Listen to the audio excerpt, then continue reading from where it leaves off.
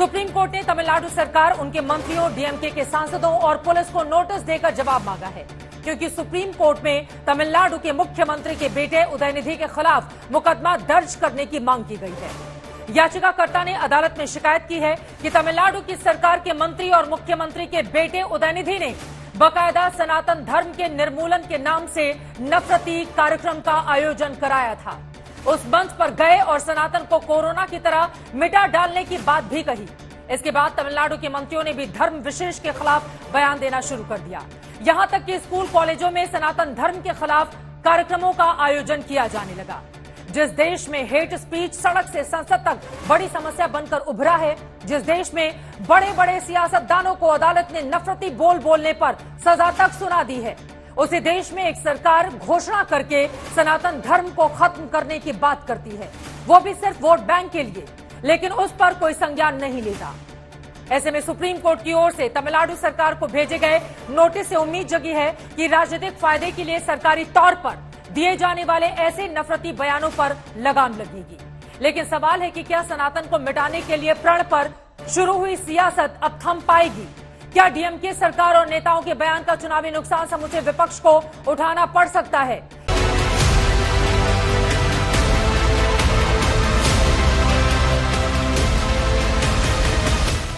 तमिलनाडु में सत्ता की राजनीति के खातिर सनातन के निर्मूलन की शपथ वाली मजबूरी पर जब दिल्ली तक सियासत गर्म हुई, अदालत को भी गौर करना पड़ा। क्या कोई हाकिम और हुकूमत इतनी नफरत फैला सकते हैं? इस सवाल पर सुप्रीम कोर्ट में दी गई अर्जी पर नोटिस जारी हुआ। सुप्रीम कोर्ट ने तमिलनाडु सरकार, तमिलनाडु के मंत्री उदयनिधि स्टालिन, मंत्री पी शेखर बाबू, डीएमके सांसद ए राजा, सांसद टी थिरुवल्लुवर, सांसद T S Venkatesan, DGP Tamil Nadu, greater Chennai police commissioner समेत केंद्रीय गृह मंत्रालय और सीबीआई को नोटिस जारी किया, क्योंकि सुप्रीम कोर्ट में अर्जी देकर मांग की गई थी कि तमिलनाडु के मुख्यमंत्री के बेटे और मंत्री उदयनिधि के खिलाफ मुकदमा दर्ज किया जाए। चेन्नई के वकील बी जगन्नाथ की याचिका में ये सवाल उठाए गए थे कि तमिलनाडु के डीजीपी ने ऐसे कार्यक्रम के आयोजन की मंजूरी कैसे दी और मंत्री के बयान के बाद कोई कार्रवाई क्यों नहीं हुई। याचिका में मांग थी कि गृह सचिव और सीबीआई निदेशक ऐसे आयोजनों की पृष्ठभूमि और फंडिंग सोर्स की जांच करें।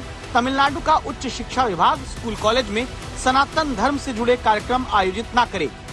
There was a petition filed and they are seeking the clarification. Let the clarification go and let them also say, clarify, then people will know what is Sanatana Dharma.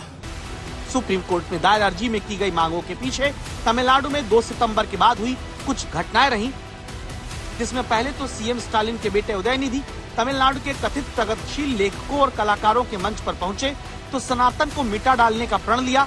फिर तमिलनाडु के मंत्री से लेकर DMK के सांसद तक ने बयानों की झड़ी लगा दी।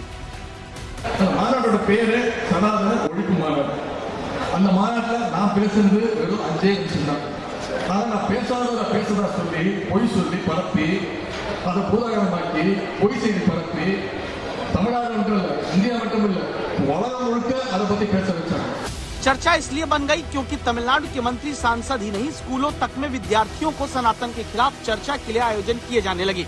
जब किसी धर्म विशेष को लक्ष्य करके सरकार ऐसे नफरती आयोजन करने लगे तो चर्चा देश में होने लगी।